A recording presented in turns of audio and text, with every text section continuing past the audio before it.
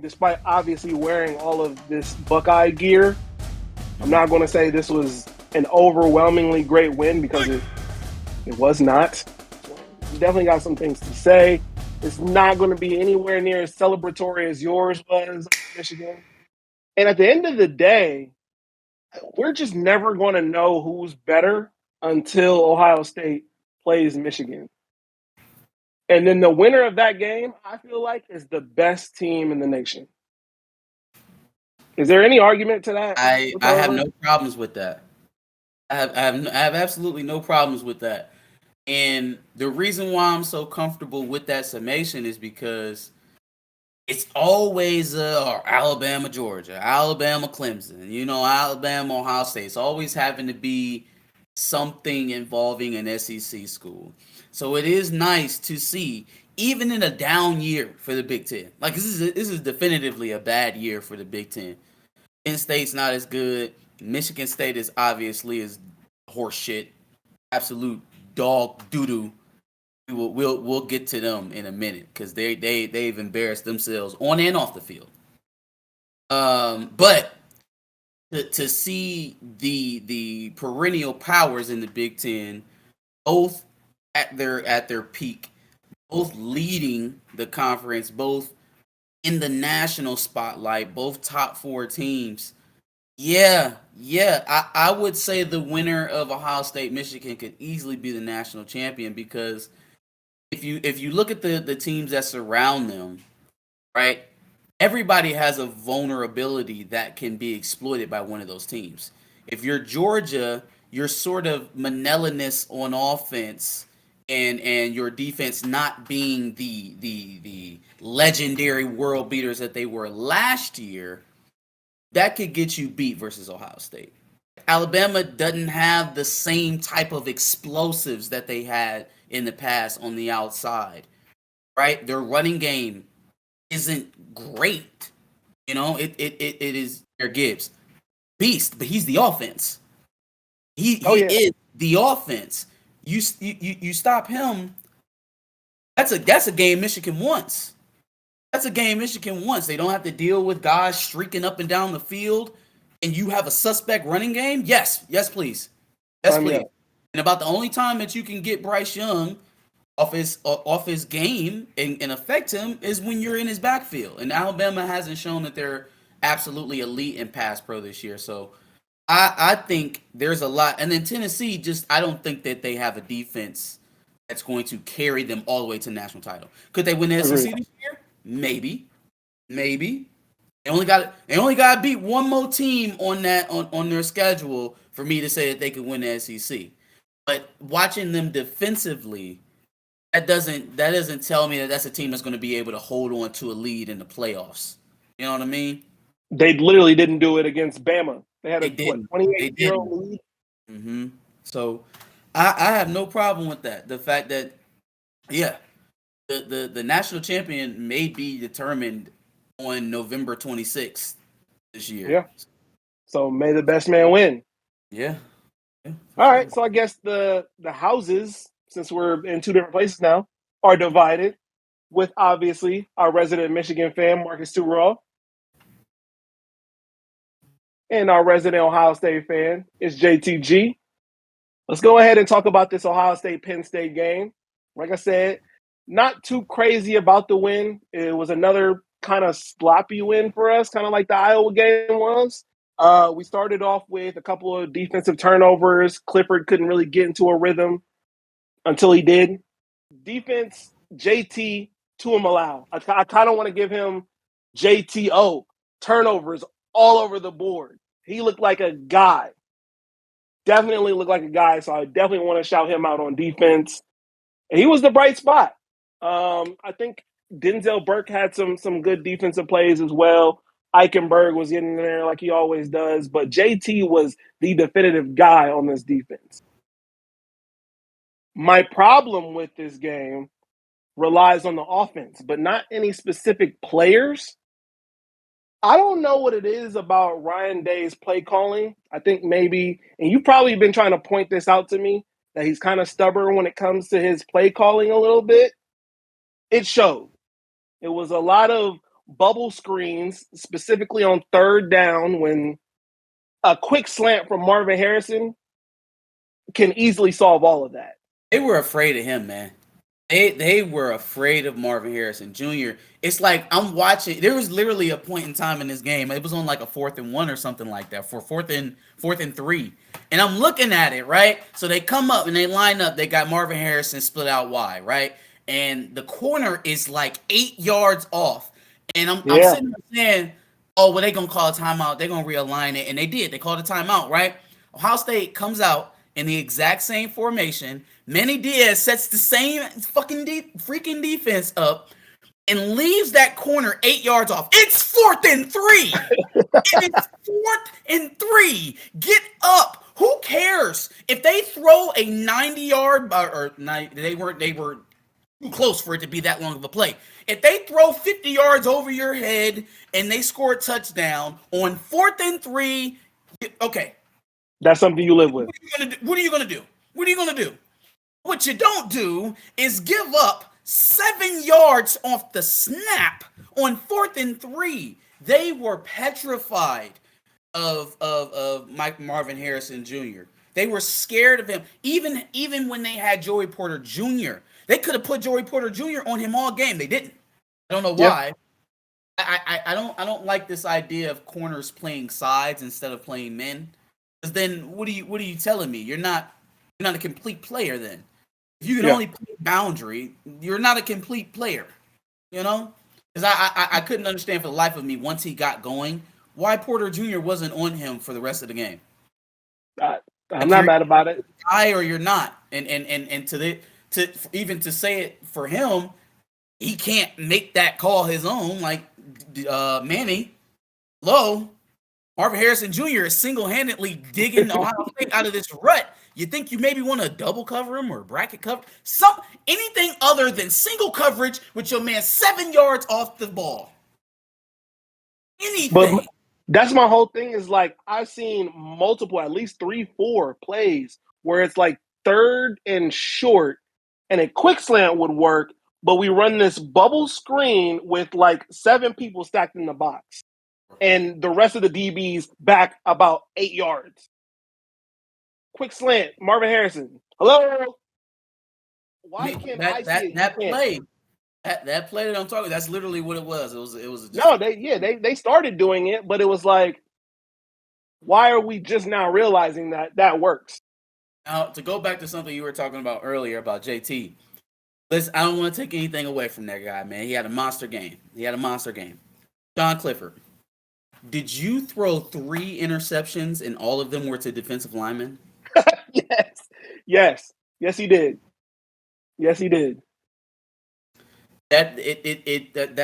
impressive. It is. I literally saw JT jump in the air and snag one right in front of him. Now to give Clifford just a little bit of I guess relief here. 72, their right tackle. Oh my God, he was getting demolished all game. Yep. Oh my God, that tackle was getting whooped all day. It was one of them where he got the sack fumble. He turned the man around. He made him go in a circle, pushed him on the ground, and was still able to get the ball away from Clifford. I'm like, hey, they must have moved him from tight end this year. And this is his first year playing tackle because he first of all, he's light in the hips. Dude he's kind of skinny. Definitely needs some weight on, but JT made mincemeat out of him. So it was really a hard thing to watch because I'm watching this game and I'm like, okay, well, Ohio State isn't really running the ball right now. They're one-dimensional. Penn State is getting a little bit of pressure, and that's kind of what you got to do. And it had the big plays, the thing that was absent from the Michigan game. They got big chunk plays, right, consistently. And then all of a sudden in the second half, they just kind of, I can't even really say in the second half because they had the game. They were leading in the fourth quarter. They took the lead back. And then that was just the most disastrous fourth quarter you could possibly have if you were Penn State. turnovers, creating short fields for Ohio State. Now all of a sudden they can't stop scoring. I can't imagine as a team how deflating it is to have the lead against a great team like that at home, and then all of a sudden you look at the scoreboard, it's a completely different score. It's a completely different game. I don't know if I'd be able to come back. I think they scored, what was it? It was like 24 points in a matter of like 3 or 4 minutes. Yeah. In the fourth quarter. It's just like it completely came undone. The things that were put on film here, though, I think are positive, not just for Michigan, but for maybe Maryland. And then anybody that, Ohio State plays in the postseason. Because I think we're starting to see what the weakness of Knowles, cracks and the weaknesses that when they show what they are. And sometimes you could catch them out of position because they don't let the offense dictate where or how they blitz. They kind of try to impose that onto the offense. Well, if you're going to blitz regardless, no matter what, you time it. We can spread you from hash to hash, to sideline, all the way out like Penn State did, and we're going to make you cover the field while you're trying to do all that. While you're trying to bring safeties down and blitz off the edge, we're going to make you cover the entire field. Now, if you can do that and beat us, caps off to you. But what Penn State, what it looks like they decided they weren't going to do after the Michigan game is playing a phone booth. We can't play in a phone booth. So right now, we're going to use every inch of this field we can to try and make Ohio State play laterally instead of being able to come downhill constantly and just fill the box. They did get a little bit more running game this week than they got last week. Patron and Nick Singleton, but still not enough in the second half where it was a threat. In the first half, they were getting a lot on first down, 5-6 yards consistently on first down, and that put them ahead of the chains. It put them in some advantageous positions, but it dissipated. It went away in the second half, and when you're the one-dimensional team. Now when you finally did score, right? Now it's time to play, keep away, keeping the ball from Ohio State's offense. You can't do it. When things get off schedule, when they make good defensive plays, when they bat balls down, when balls get dropped, that's what happens. It's very easy to derail a passing offense, and you don't always even have to do it as a defense. Sometimes the passing offense will derail itself because it's just based on timing and luck to a certain degree. For teams that just have a consistent passing offense that is on all the time, it's very easy to derail that if you don't have a running game to lean on. 100%. 100%. Like I told you before, man, I want to say, like some of these games we've looked better than Michigan, and some of the games, obviously, Michigan's looked better than us. We're just never going to know until November 26th at the end of the day. So I look forward to it. Northwestern lost to Iowa 13-33. Seems like Iowa had a little bit of offensive showing, a very tiny bit. Northwestern's the worst team in the Big Ten, and they solidified that this weekend. I can't give too much. A broke clock is right twice a day, and so Brian Ferentz is going to have at least 2 games this season where he scored over 30 points, and Kurt Ferentz is a very well-respected coach in the Big Ten, right? Absolutely. And he's not a dummy. And things have gotten fairly obvious what the issue is. And so now he's in the unfortunate place of having his mettle tested in terms of whether or not you're leaning on meritocracy or nepotism.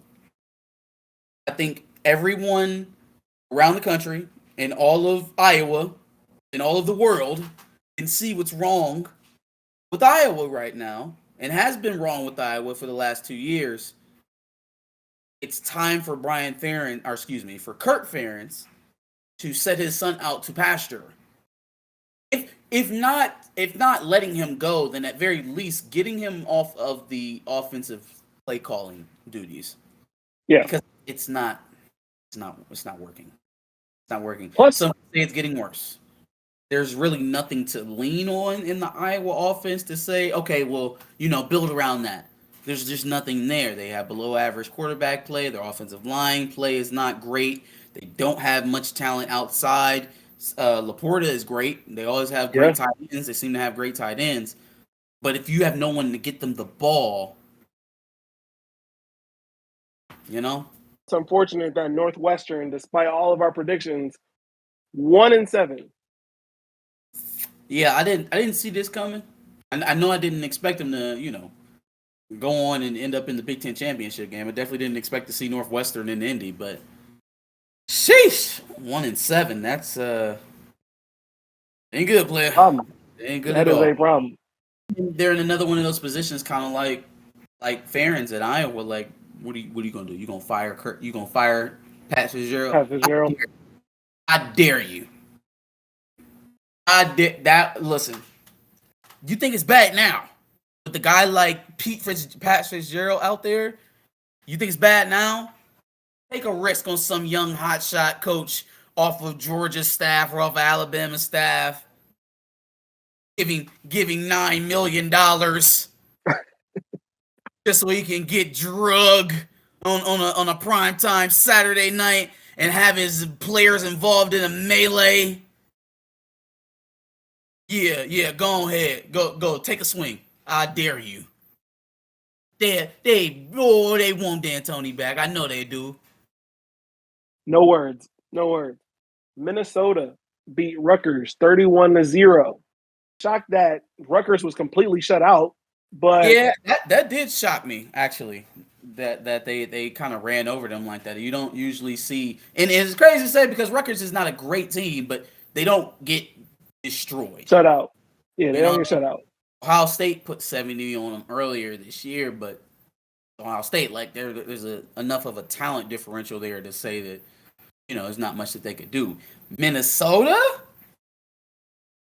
I didn't expect that. I did not. So good. Well, when Mo Ibrahim shows up, now it looks like a completely different game.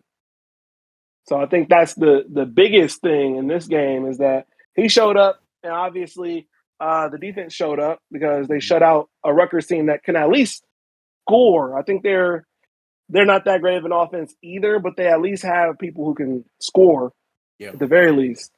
And I think Tanner Morgan was in this game too. Yes.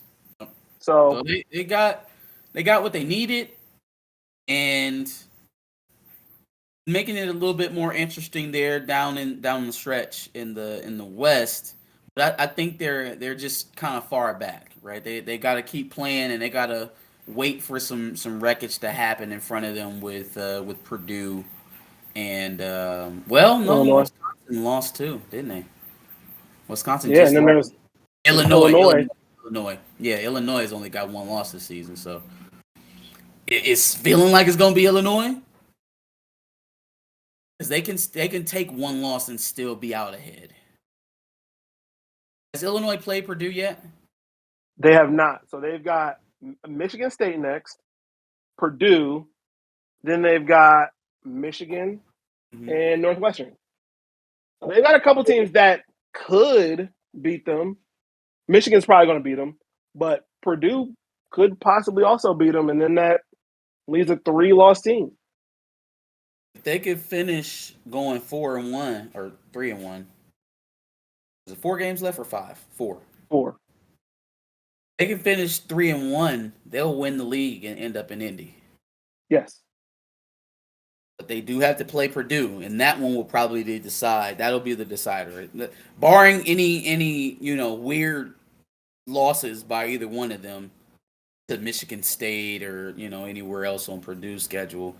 But barring anything unexpected, Purdue and Illinois will be playing in week 10 that they play each other?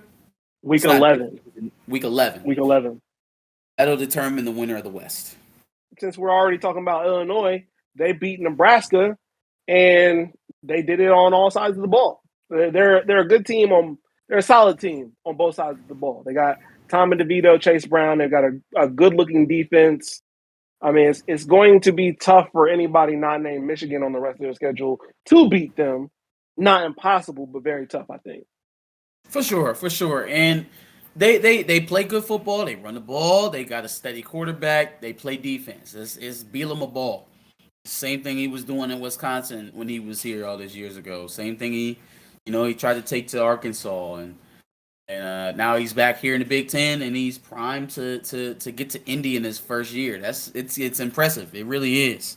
It kind of worries me that we're going to play them at the end of the season and then potentially have to play them, turn around and play them again in the championship, because it's like that's not the type of team you want to give two swings at you, you know? Like a team that punches up well and has good fundamentals. They execute. They're well coached. That's one of them games you want to beat them and get out. You don't want to literally. Have to beat them it's again. Literally how I feel about you guys. Well, I mean, it could be the playoff implications, right? I don't like how you just assumed that you guys are going to play Illinois. No, I said potentially. I put potentially. Right. First of all, right. if I'm predicting, yeah, we'll be there. if I'm putting my chest into it, but yeah, I said potentially. I mean, y'all could get there, I guess. Michigan and Michigan State. Yeah, man. Yeah. So, okay, I don't even know where I want to start on this. Was it everything I thought it was going to be? Obviously not, because I was calling for 60, 70 points. But almost 300 yards rushing again. Dominant. Michigan State had -1 total yards in the second half. Definitely dominant.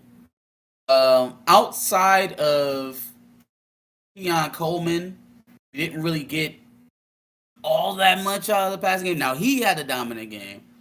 150 yards receiving.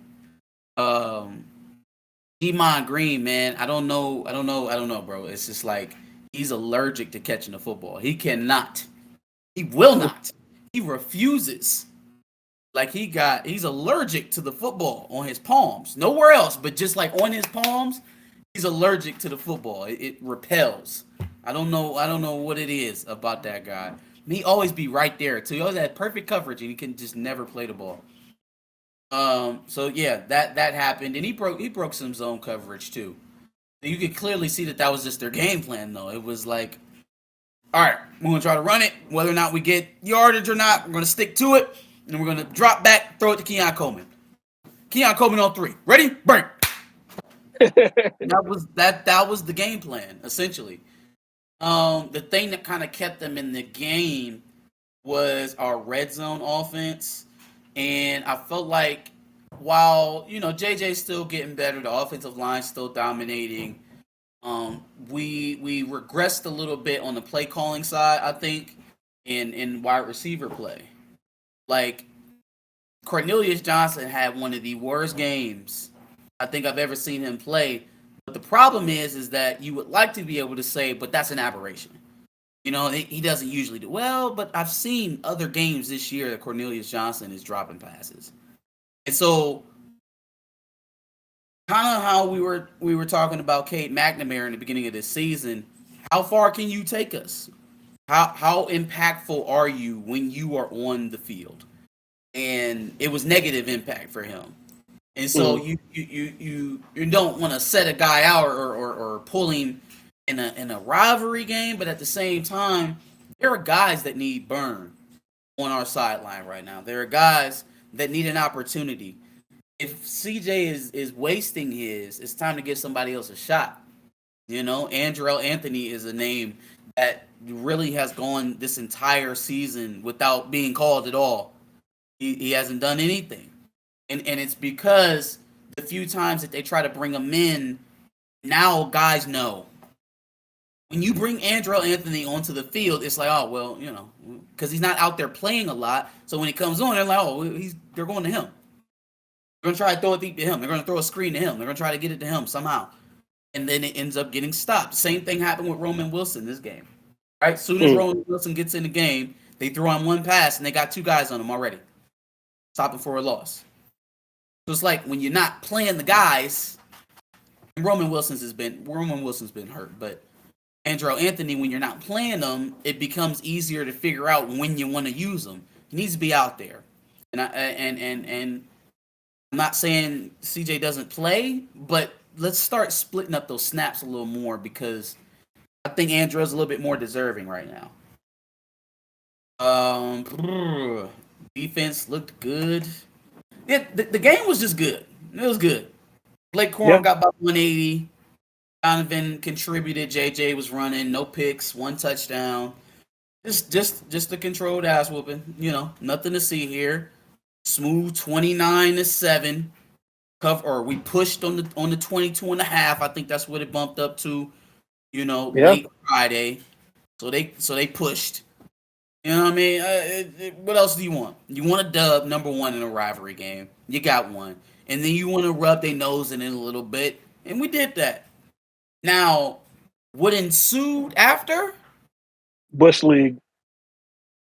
Trash. Fam. You serious? Now listen. We've seen rivalries get testy. We've seen rivalries go beyond the football. The one thing that everyone is in agreement on, whether it's Michigan State, Michigan, Ohio State, whoever, is that it stays on the field. Oh, yeah. On the field. Even if you're going to fight, right? Watched Charles Woodson and what was that receiver? Boston. David Boston. Right? Watched them have a whole scrap on the field. Not the first time either from Ohio State Michigan rivalry. Them guys did it like in the game. It's one thing for tempers to flare and you fight on the field. It's something completely different to jump a player who didn't even hit the field. Jay McBurrows is a redshirt freshman. He doesn't even play. Y'all jaded. And it's another thing when it's 10, 12 guys. Like, damn, what is up with y'all? And I can't say I'm sure because I have no idea what happened. But just my common sense tells me that something was probably said that prompted all of that. But nothing he could have possibly said is warranting jumping him. Hell, I probably would have been a lot lighter on this if it was just one player. If the one player just separated and said, well, scrap then. If you got so much to say, then scrap. Still Bush League, right? But at least it's not 10 players assaulting one in the tunnel after y'all just got blew out on the field. That feels a bit like y'all trying to get some of that aggression back that y'all should have put on the football field. I agree. It feels like. And now for Big Melly over here, bruh, that's a reflection on you. See, everybody loves the cigars and the Lamborghinis and the pit bulls and the pouting on the sideline and the demonstrative looking on the sideline, the grimacing and the sweat on his brow. Everybody loves that when you're winning. When you're losing, they fucking hate it. They hate it, and they attribute all of that shit back to what happened on Saturday. Now, everything that you've been doing in the offseason to get these transfers in here, now that's exactly what they're pointing to explain this situation. So, like, there's perception, and the perception was, good coming. Reality is that your football team is undisciplined. You're not developing players because you are losing a third of your roster every time you start going to an offseason and replacing it with guys, again, who are leaving their own programs for reasons. Weren't playing, behavioral, grades, whatever. Like, they are leaving their situations for a reason. You do not simply just reload in the portal and say, okay, we got us a squad, let's go. Number one, you have no idea what it is you're getting. You don't know. You haven't coached these players. You didn't recruit them. Number two, how do you build a culture that way? You're seeing the fruits of that now. You are literally seeing the fruits of that. Yeah, quick turnaround. Great. Won 11 games. Very next year, is Michigan State going to win a bowl? Or are they going, Are they going to go? going to a bowl? Are they going bowling? They're 3-5. They're 3-5. They got more dubs in the tunnel than they do on the damn field. Come on, man. What are we doing over here? You running a football team or a fight club? What we got going on, bro? This gangland? Michigan State fans will like to give you this narrative about them being the little guy, the small guy, you know what I mean? The working class guy. We're the people's football team of Michigan. They're the elitists. They're the ritzy crowd out there in Ann Arbor. And then you do this. No, that's not the little guy, bro. That's the chump. So, yeah. I don't know what's going to happen with Big Melly time over there. I know I better not ever hear the words Tuck coming ever again. Like Ray Corum said in his post-game conference, I thought Tuck was coming. I seen him leaving. We saw him. He showed up, and now he leaving. On the Rutgers. Is it strange that this happened so closely to Draymond also punching a former Michigan player? Like, what are they doing at Michigan State? What is this? Hey, man, I don't know what they got going on over there at Michigan State, bro, but, I don't know. I don't know. There's nothing more that needs to be said. They're a bad football team, and unfortunately, they showed that they were a bad program after the game. Yeah. It went from just being a bad year, bad team to, okay, now, like, the program's rotten. Yeah. And you can't deny that. You can't. You can't come out here if you're Mel Tucker and act as if everything's okay, because it's not. You're losing, and your players aren't even they're not conducting themselves the way that they should be in the face of loss. I've watched a lot of Michigan losses. I've never seen a player jumped in the tunnel after a Michigan loss. I've never seen that. I've seen a lot of Michigan beatdowns in the big house too. A lot worse than 29-7, and I've never seen a player jumped in the tunnel ever. Does this pose any concern about things that maybe James Franklin has brought up in the past about maybe the tunnel should be? As Jim Harbaugh said this week, we don't have that time. We don't have time for that type of sophomoric whining. We don't have time for whining. Walk up the tunnel, go to your locker room, come out of your locker room, go to the field. When the game is over, you go up the tunnel, you go to your locker room. What's so hard? You don't throw peanut butter sandwiches. You don't scream at strength and conditioning coaches at the top of your lungs like a girl. You don't jump a player. In either one of those instances, what did that got to do with Michigan? What did Michigan do to put them in a position to do any of that? I got nothing. They said mean things to us. They antagonized us. We had no choice but to chuck our peanut butter sandwiches. And they ran up the score, so we decided to pick off one of their younglings and destroy him. What are we talking about here? Walk up the tunnel. Walk up the tunnel. That's it. You want to fight? Feel it out that way. It's the green thing out there with the big yellow M in the middle of it. Do it there. Yeah, absolutely no fight on the football field, but wanted to fight up the tunnel. Same thing with Penn State. You were lifeless in this game. All of the energy in this locker room. It's not the tunnel. It's you. I believe the first college football playoff rankings are going to be on Tuesday.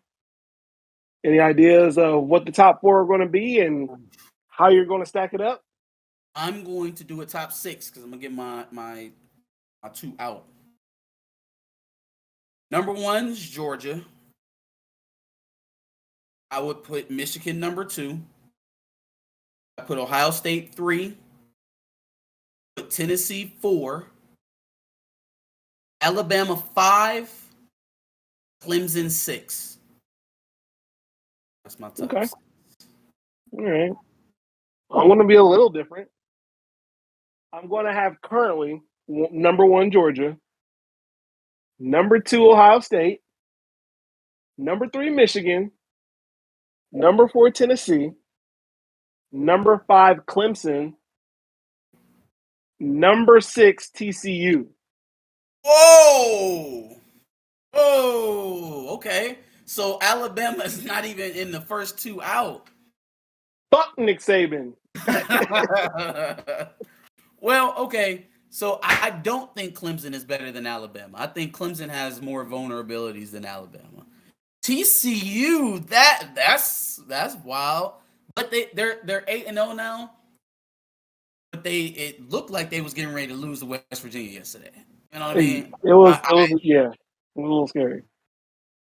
Like I think they were getting blown out at a certain point in time. So I'm not ready to put them in my top 6. Maybe they could be 7. Maybe they could be 7. I want you to give a lightweight, rational, and I'm just going to say, fuck Bama. All bias. Fuck Alabama. TCU. Deal with it. Sure. But that's how I actually think it'll shake out that way. But then again, national media hates Michigan, so we might be 5. I could see that for some strange reason. We'll see how they treat us. Yeah. Any other thoughts on week 9 of college football? I do want to see some more out of our red zone offense. I do want to see some more guys get opportunities from the wide receiver room as well. Just it's the same thing with the quarterback, man. Like if you're not performing, if you're not helping raise the level of play, then someone else should get an opportunity.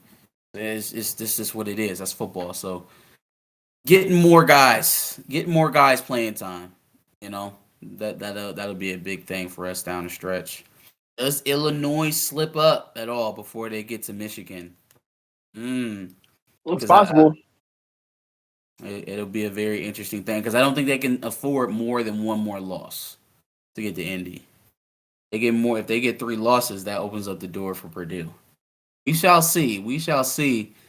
Nationally, though, I don't think I've seen and watch all that many games. Did Tennessee beat Kentucky? I'm pretty sure they beat Kentucky. They did. So yeah, man, we're getting down to crunch time now. Getting down to it. For sure. I think we've got a couple of easy weeks coming up. Relatively easy weeks. So I'm looking forward to Maryland to give us a test. Their offense giving us a test so that our defense can see who they really are. And then it's on to you guys. And we'll be in Piscataway, I think, next week. 2 easy weeks, and then you got Illinois before us. Tell us what you thought about this week's lineup of games. Tell us how your team did. What you think about some of the rivalry matchups? Ohio State, Penn State, Michigan State. Make sure you like, share, and subscribe, and come back next week for Week 10's review. Absolutely, and make sure you check out some of our previous week's reviews, and make sure you subscribe. We're going to be talking about college football all the way to the national championship.